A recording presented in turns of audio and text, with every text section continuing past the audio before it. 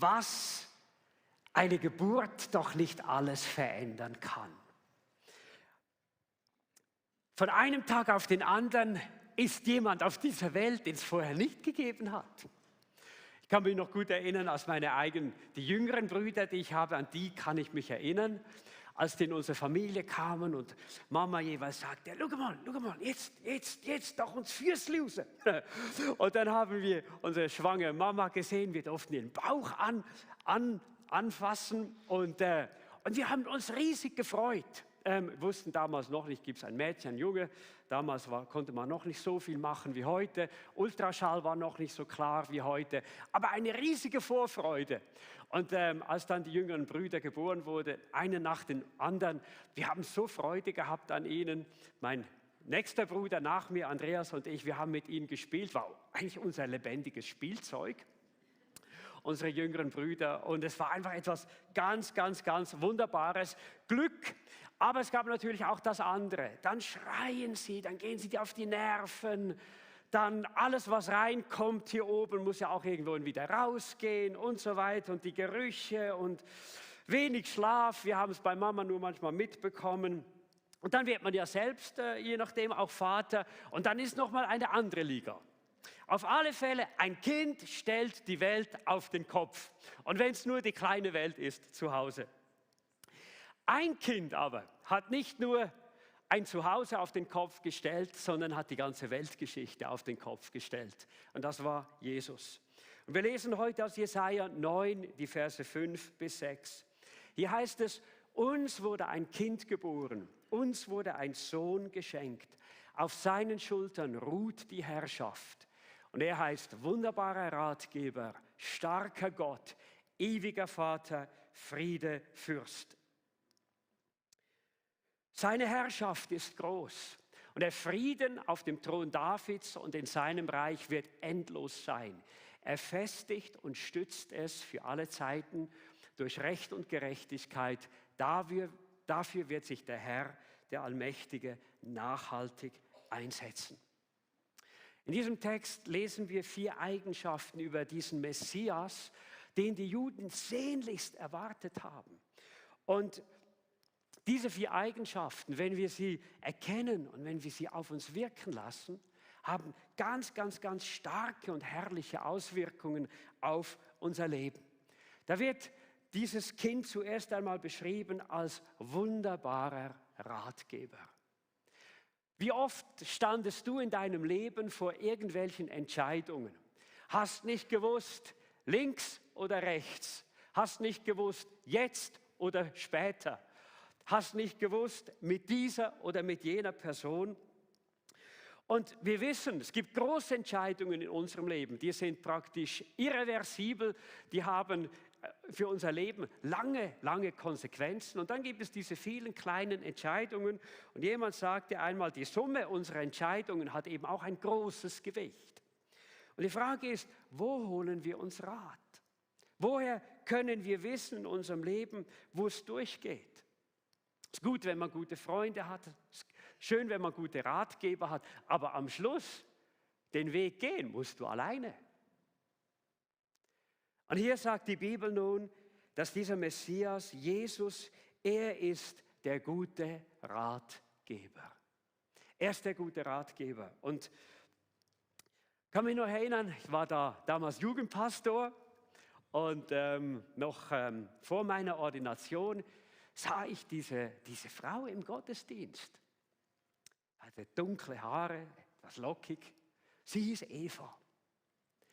Und irgendwie bekam ich Gefühle in meinem Herzen für sie. Aber ich wusste nicht, ist sie das? Ist sie das? Und als Jugendpastor steht man ja unter sehr großer Beobachtung von allen anderen Jugendlichen. Und ich wusste, Matthias, welche Entscheidung du auch immer triffst, ist auch für die Jugend wichtig, dass du das wirklich mit Gottes Hilfe machst. Habe mich etwas schlau gemacht und so weiter. Und ich habe aber Gott gesagt, Herr, leite du meine Gedanken und vor allem leite du meine Gefühle.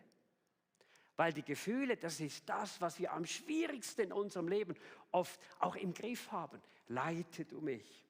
Nun, ich habe sie dann kennengelernt und ich habe gemerkt, dass Gottes Führung eben auch darin besteht, dass er im Kennenlernen einen großen Frieden auch gibt.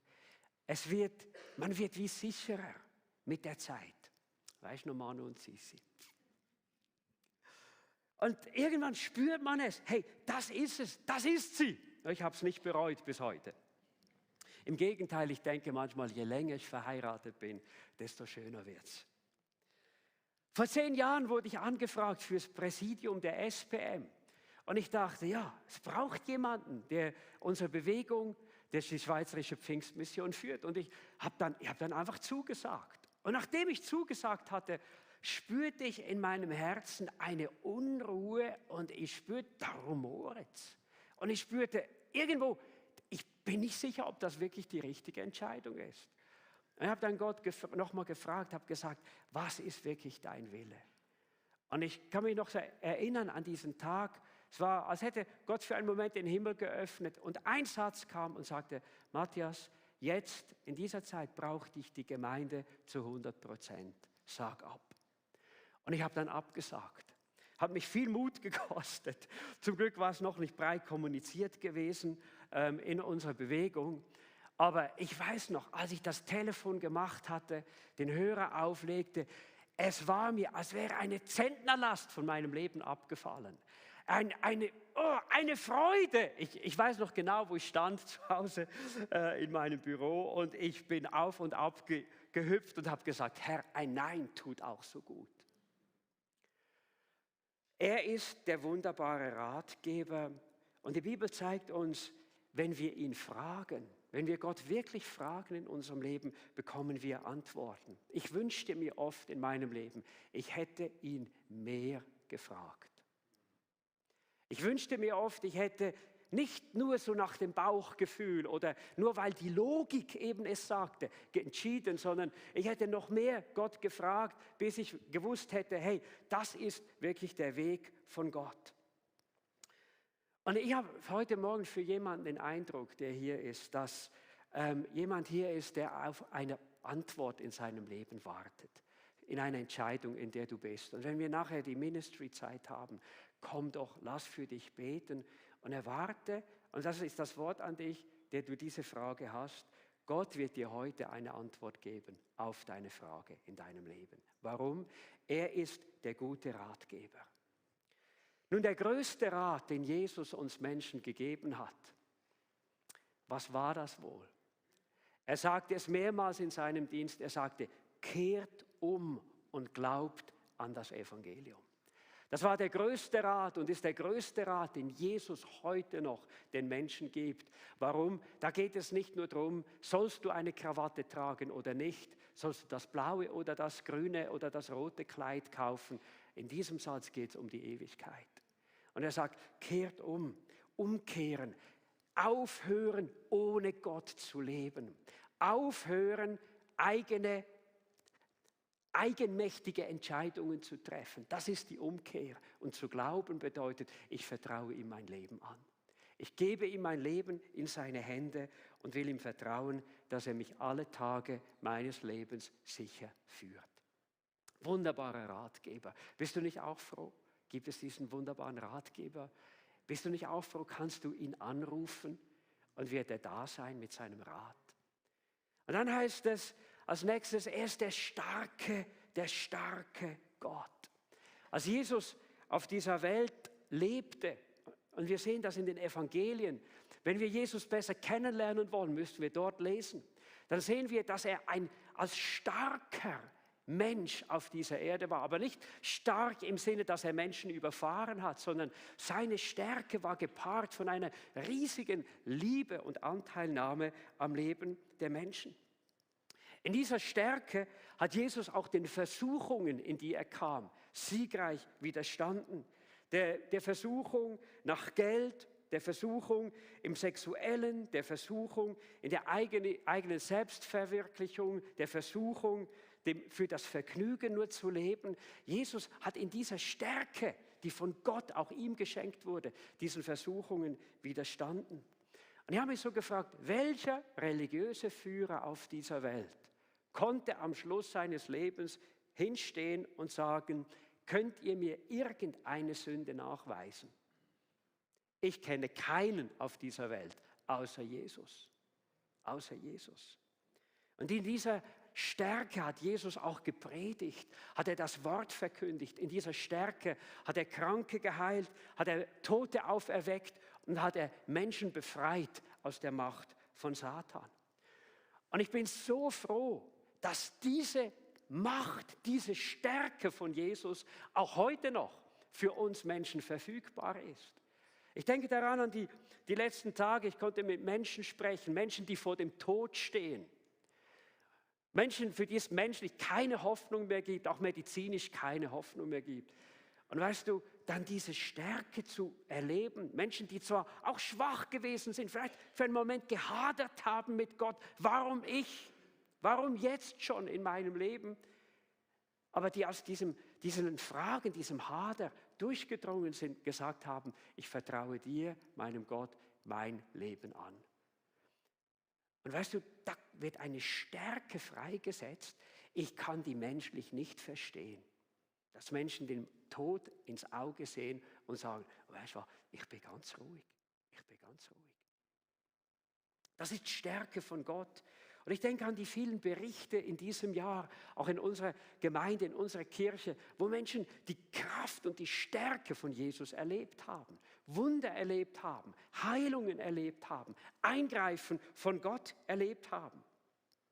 Und ich habe den Eindruck, dass heute jemand hier ist, der mit einer Sorge um seine Gesundheit in diesem Gottesdienst sitzt. Und ich möchte dich einladen, nachher in unserer Ministry Time, komme doch nach vorne. Gott will eingreifen in deine Sorge um deine Gesundheit. Und er will dir diese Sorge nicht nur wegnehmen. Ich bin überzeugt, er will dich heute Morgen berühren. Und wer weiß, Gott kann heilen. Und wir vertrauen feste darauf. Kennst du diesen Gott in deinem Leben als den starken Gott? Wohin gehst du, wenn du diese Kraft und Stärke brauchst? Wisst ihr, es ist ein Unterschied, ob man singt, es gibt keine Grenzen für Jesu Macht. Er will dir helfen bei Tag und Nacht. Ja, wer ihn anrührt, erfährt die Kraft. Es gibt keine Grenzen für Jesu Macht, ob man das nur singt oder ob man das lebt. Und ich glaube, das ist Gottes Einladung in dieser Adventszeit, dass wir lernen, uns ganz neu diesem starken Gott zuzuwenden. Und wenn du nicht stark bist, sagst du zu ihm, ich bin nicht stark, aber ich komme zu dir, weil du meine Stärke bist. Er ist der starke Gott. Und dann heißt es hier, er ist der ewige Vater. Ich denke, der emotionellste Moment meines Lebens oder die emotionellsten Momente meines Lebens, das war die Geburt meiner Töchter. Und du hältst dieses kleine Kind auf dem Arm, 3 Kilo, ein Leichtgewicht und denkst, oh Herr, es ist plötzlich ein Mensch auf dieser Welt. Und ich weiß noch, was das mit mir gemacht hat. Noch etwas fremd, zum ersten Mal das Gesicht gesehen und geborgen in meinen Händen. Also der Gedanke, das ist jemand, hey, der bleibt in meinem Leben. Ein Kind, den ich begleiten darf vom Shoppen, den Nuki, durch die Schulzeit, vielleicht die Heirat einmal, bis, meine Güte, vielleicht bis sogar Großkinder da sind. Who knows? Und ich weiß noch so gut, in dem Moment sprach Gott im Himmel zu mir und sagte, Matthias, stell dir einmal vor, wenn du so bewegt bist mit Liebe und Emotionen für dein eigenes Kind, der du nur ein Mensch bist, mit vielen Fehlern, mit vielen Dingen, die ich zu verändern habe, was denkst du, wie viel mehr wird der Vater im Himmel die Menschen lieben? Und Freunde, das hat mich tief bewegt. Und ich dachte, mehr kann man ein Kind ja gar nicht lieben. Und Gott sagte, Matthias, du hast keine Ahnung, keine Ahnung. Die Liebe des Vaters für seine Kinder, die ist unendlich viel größer. Ich weiß auch, Ich stand da einfach mit Tränen in den Augen und ich sagte, Gott, diese Liebe es übersteigt meine Kapazität, sie zu verstehen. Ewiger Vater.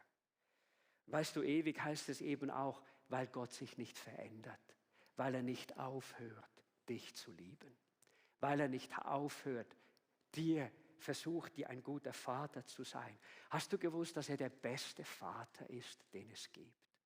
Hast du gewusst, dass er mütterlicher mit uns umgeht als die beste Mutter auf dieser Welt? Das ist der ewige Vater.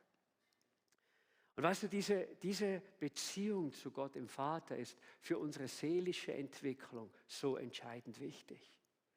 Manche Menschen haben eine sehr, sehr negative Vaterprägung mitgenommen, negative Erfahrungen gemacht mit dem Vater, der vielleicht herrisch war, launisch war, egoistisch, narzisstisch, untreu. Vielleicht hast du das Privileg gehabt, auch einen guten Vater zu haben. Und ich bin Gott dankbar für meinen, ohne Zweifel.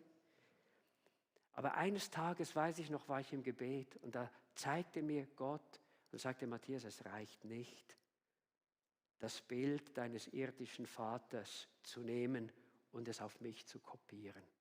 Du musst deinen Vater im Himmel noch einmal ganz neu kennenlernen.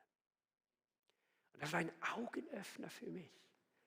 Und ich denke, für meine eigenen Kinder denke ich manchmal, hoffentlich kann ich ihnen ein Wegweiser sein. Aber ich kann ihnen niemals der Vater sein, der nur der Vater im Himmel für sie sein kann. Kennst du den Vater im Himmel? Kennst du den Moment in deinem Leben, wo der Vater im Himmel dein Vater geworden ist? Wisst ihr, in den Kirchen, an Beerdigungen beten wir, unser Vater im Himmel. Und manchmal denke ich so, wie viele Leute sind wohl dabei, die sagen das einfach. Aber weißt du, es ist ein großer Unterschied, ob du sagen kannst, es gibt einen Vater im Himmel oder ob du sagen kannst, es ist mein Vater im Himmel. Und Gottes Wort sagt uns, die Jesus aufnahmen, denen gab er das Recht, Kinder Gottes zu werden.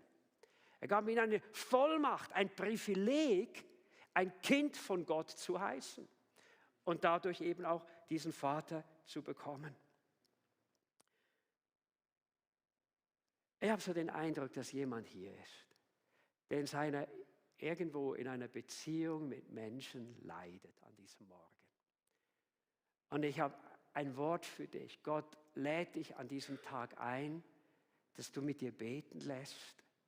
Und zwar mit dem Ziel, dass du den Vater im Himmel als deinen Tröster, als deinen Wiederhersteller, als den Heiler deiner Seele an diesem Tag berühren kannst.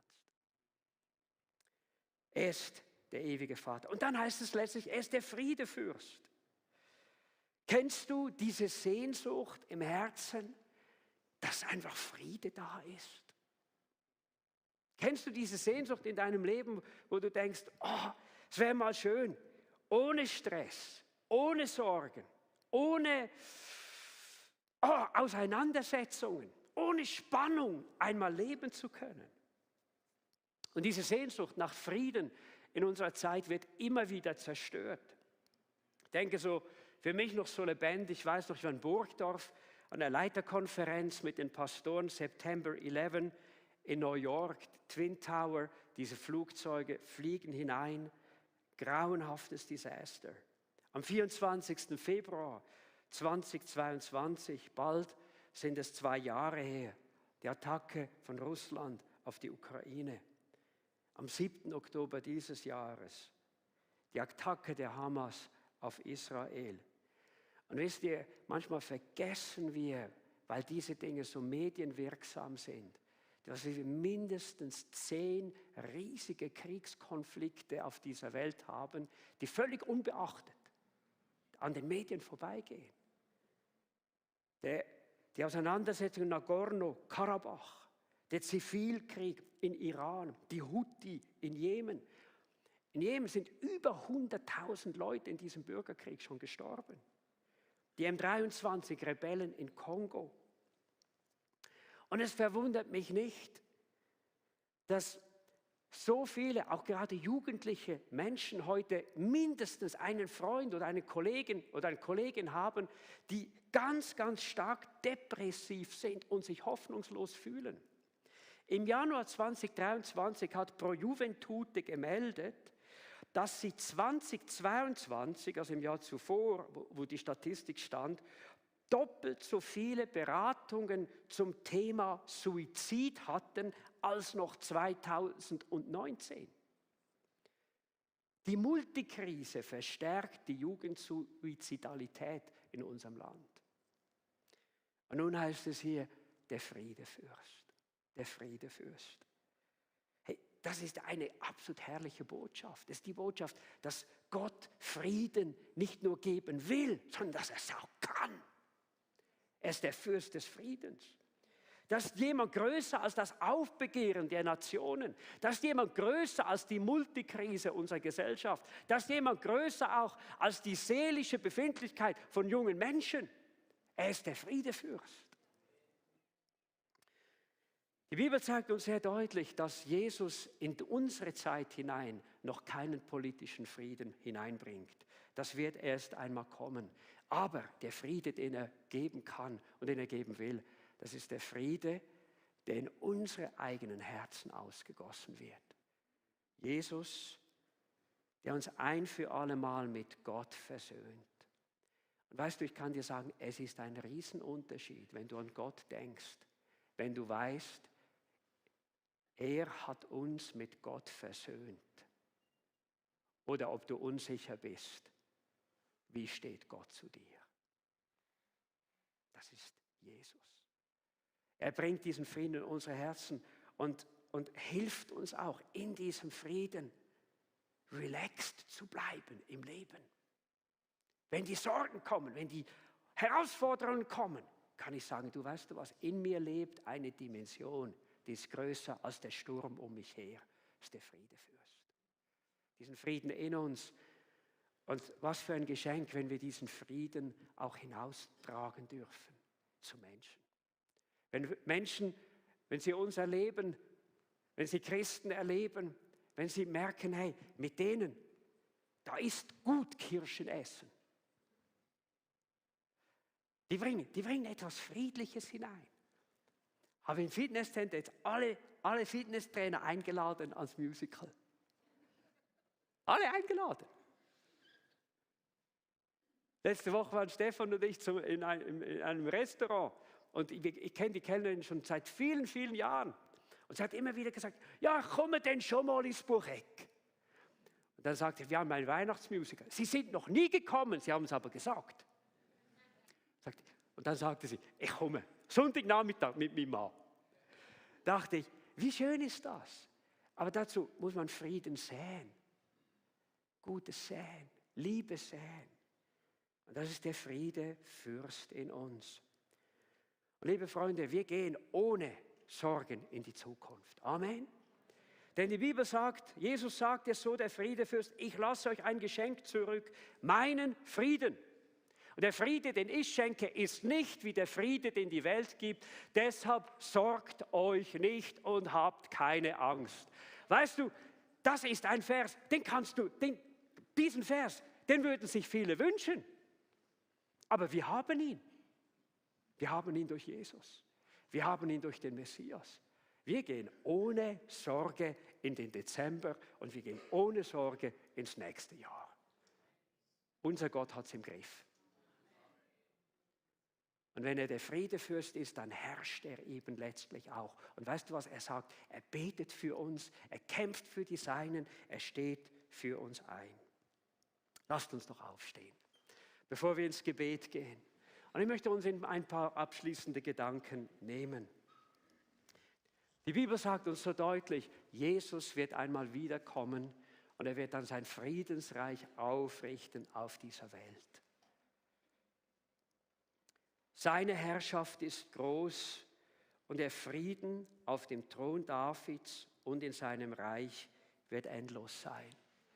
Weißt du, das heißt, es wird eine Herrschaft des Friedens geben, die betrifft das Volk Israel und es betrifft die ganze Welt. Es wird kommen. Es wird kommen. Gott wird seinen Frieden durchsetzen. Nachhaltig steht das in Ewigkeit. Aber ich möchte dich heute Morgen fragen, wer ist Jesus für dich? Wer ist Jesus für dich? Wenn du schon lange gläubig bist, ich möchte dich fragen, wie hat sich dein Bild von Jesus in den letzten 11 Monaten dieses Jahres verändert? Ist Jesus für dich in diesem Jahr in einem viel stärkeren Maß der wunderbare Ratgeber geworden, der starke Gott, der ewige Vater und der Friedefürst? Ich glaube, dann darfst du hier sein heute Morgen und dein Herz darf jubeln und darf ihn anbeten und darf ihm die Ehre geben. Für all das, was er ist für dich. Für diese Eigenschaften, für diese Qualitäten. Dann soll dein Herz jetzt wirklich in Jubel ausbrechen zu Gott. Aber vielleicht bist du auch hier und du sagst, in diesem Jahr, ich bin nicht sicher, ob ich wirklich gewachsen bin in dieser Erkenntnis von Jesus. Aber ich möchte mich an diesem Tag herausfordern lassen. Und ich möchte diese Herausforderung Gottes nehmen und sagen, Jesus, ich möchte dich so viel besser kennenlernen. Ich möchte dich so viel besser kennenlernen als diesen wunderbaren Ratgeber, als den starken Gott, den ewigen Vater, den Friedefürst. Und ich will mich neu aufmachen, gerade auch in dieser Weihnachtszeit, mit einer Leidenschaft, dich besser kennenzulernen, Jesus. Ich will dich nicht nur vom Hören sagen von dir wissen. Oder ich will nicht nur wissen von dir, weil sie im Buch Eck darüber berichten, sondern ich will dich ganz persönlich in meinem Leben als diesen Gott wirklich kennen. Und ich möchte dich einladen, wenn du dort stehst in deinem Leben, dann sag es ihm doch Gott. In dem Moment, wo wir anfangen, diesem Hunger, diesem Verlangen nach der Erkenntnis von Gott uns auszustrecken, geschieht etwas durch den Heiligen Geist. Und Gott gibt uns Offenbarung, Gott gibt uns tiefere Erkenntnis von ihm. Ich möchte dich fragen, vielleicht bist du hier und du hast dich noch nie für Jesus entschieden. Du hast ihn noch nie eingeladen in dein Leben. Dieser Vater im Himmel, du bist nicht sicher, ob er dein Vater ist. Aber an diesem Tag möchtest du beten. Du möchtest, dass dieser Vater im Himmel dein Vater wird. Du hast diese Sehnsucht in dein Herz bekommen. Dass dieser Vater dein Leben berührt, dass er dein Leben heilt, dein Herz heilt, deine Vergangenheit erneuert und heilt, dass du Frieden hast mit ihm. Und wenn wir so vor Gott sind, möchte ich fragen, ist jemand hier, der sagt, hey, ich möchte diesen Jesus in mein Leben aufnehmen und ich möchte diese Beziehung zum Vater im Himmel anfangen zu suchen. Dann heb doch deine Hand an deinem Platz. Dann möchte ich so gerne noch für dich beten. Und dann darfst du an diesem Tag diesen Schritt machen, hinein, um ein Kind Gottes zu werden und Frieden mit Gott zu bekommen. Dankeschön, Dankeschön.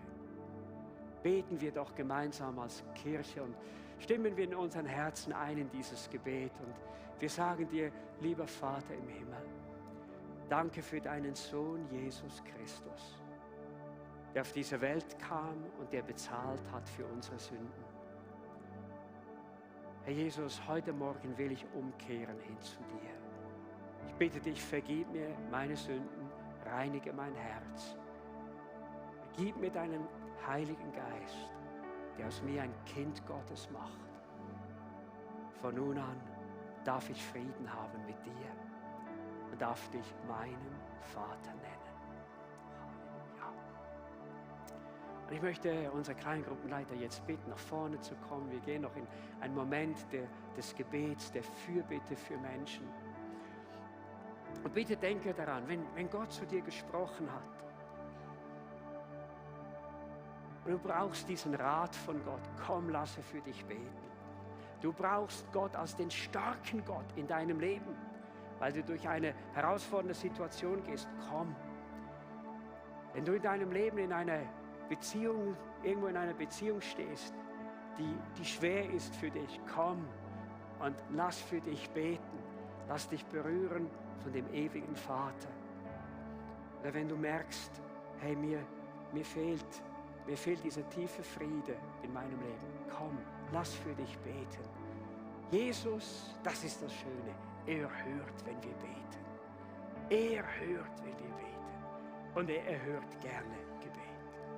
Wenn das Anbetungsteam uns in ein nächstes Lied einfach hineinnimmt, etwas spielt, komme doch von deinem Platz. Jemand sagte einmal, es ist nie ein Zeichen der Schwäche, wenn wir für uns beten lassen, sondern es ist ein Zeichen der Stärke, wo wir sagen, ich brauche